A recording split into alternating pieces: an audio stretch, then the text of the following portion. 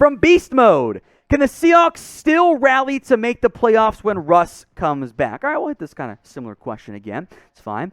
I am intrigued by how Seattle handles this. As things sit right now, when you look at the NFC playoff picture, they are very much on the outside looking in. They sit currently at 3-5. The 7 seed right now is 4-4. So they are only a game back, but that's because of the 7th seed. They have a chance. The schedule's not that easy. I think Seattle could rally down the stretch. I trust Russell Wilson quite a bit in that area.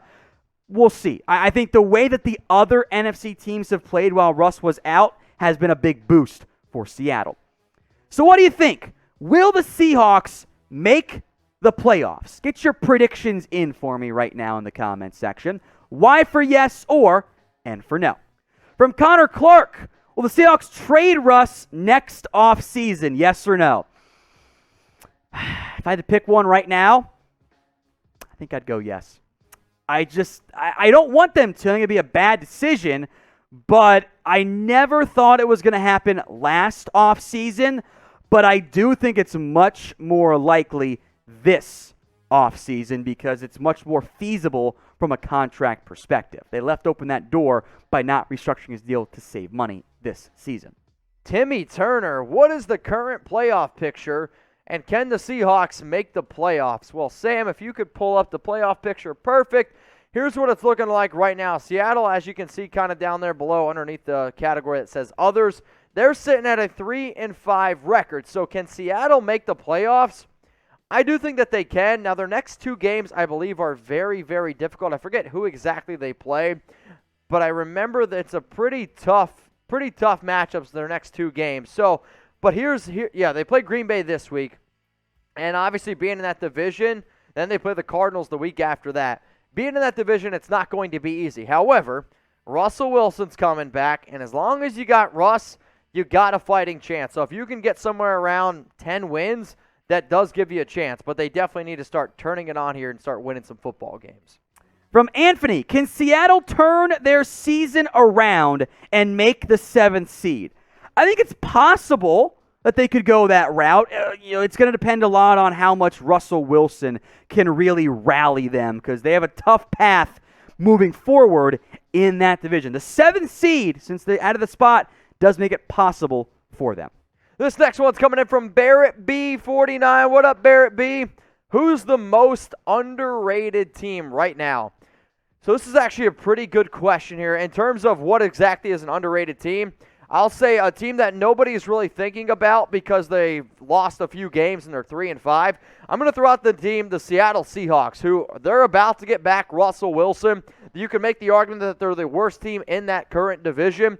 But at 3-5, do not sleep on Seattle for making a late playoff push because if Russ is in the game, they're at least going to have an opportunity. If somebody wants to give me another team name, I might throw out the New England Patriots, who've been playing much better football. Also, the Atlanta Falcons. They're sneaky 4-4, and if they beat Dallas this week, oh yeah, get on the Atlanta hype train.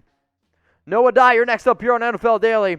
What top quarterback 2022 prospect will or might go in the first round, or do you think it will be the second round? So again, quarterback prospects this year are very difficult in the draft. I would say the top 3 quarterbacks right now are probably Pickett from Pittsburgh, which blows my mind saying. Malik Willis has to be in that conversation, and then Matt Corral. Obviously, I've been eating at Golden Corral too much, but I would say all 3 of them have a shot, obviously, going in the first round, and the more and closer we get to the draft, you're going to see teams start hyping up quarterbacks, and as always, guys are going to go early. I will say this, though. The last time that I remember people talking about NFL draft classes being a weak group was, I believe, 2017. And a few quarterbacks that came out of that group were Deshaun Watson and Patrick Mahomes. And you can say what you want about Deshaun, but both of them have a lot of talent. Now, if you want to get your questions featured on any of our Mailbag shows, then you got to be subscribed. Otherwise, you miss out on all of our videos here at Chat Sports. And we do these mailbags live, so got to be watching live. That's a pretty simple result right there. So sub right now if you want to join us in the future for more live NFL mailbags. The Lunatic. If the NFL expands to 34 teams, which 2 cities are added? I don't know. Maybe they add an overseas team or non-USA team in some capacity. Maybe they bring back a St. Louis team. There's some legal issues there going on that I think are a bit of a problem from that perspective. So, maybe that's a route they end up trying to go in the end.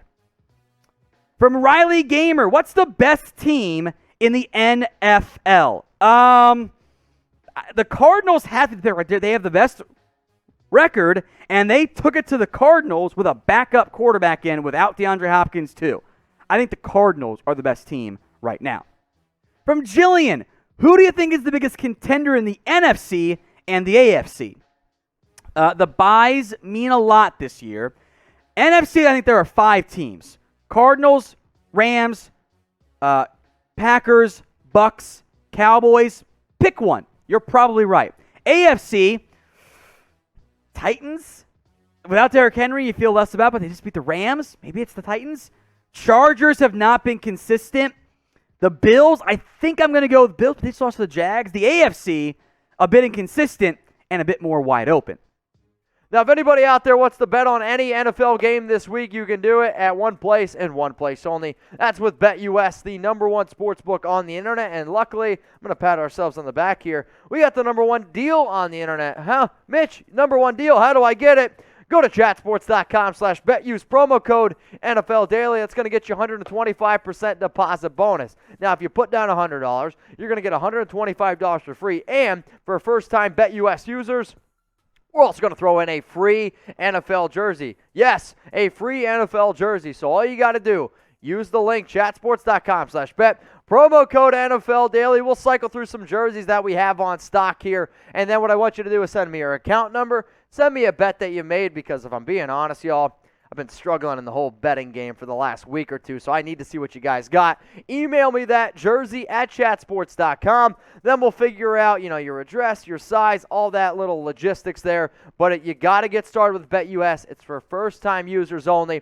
I always tell people, imagine a world where you could put down $100, you get $125 for free to bet with, and then on top of that, we're going to get you a Nike NFL jersey. So you're getting a hell of a deal here. Thanks to Chat Sports. So remember that. Again, email us, jersey at chatsports.com. Get a free NFL jersey, but you got to get started with BetUS.